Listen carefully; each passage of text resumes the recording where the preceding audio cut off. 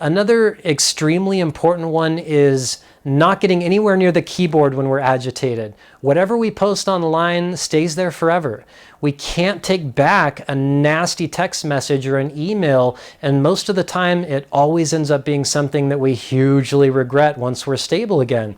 I mean, how many times have you sent a message to someone when you were upset only to read it back later and feel so embarrassed or ashamed?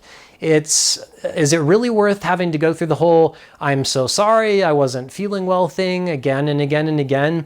Like I said, we can only say "I'm sorry" so many times before people don't even want to hear it. I've unfortunately had to block a couple of people from my Polar Warrior Facebook page for sending random, unsubstantiated, nasty messages to someone like me who's always been there for them. I've always tried my best to understand that people who are hurting tend to hurt other people, but we all have our limits. I mean, could you imagine losing my support completely because of one regretful message? Well, how about an entire marriage or a job? I've been there myself.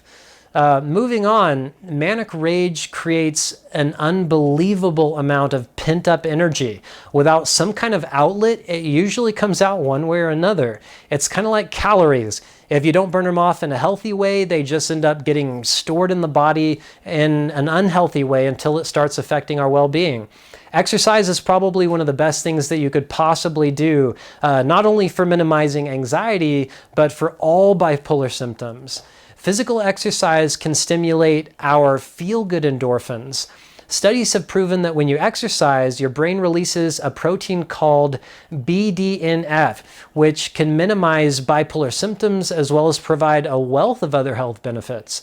I'd strongly suggest a physical outlet that keeps your mind just as busy as your body. Sometimes just mindlessly walking on the treadmill doesn't stop us from dwelling on the things that upset us. Try something like martial arts or a group cycling class, aerobic classes, water aerobics, basically anything where you're exercising and having to interact with other people.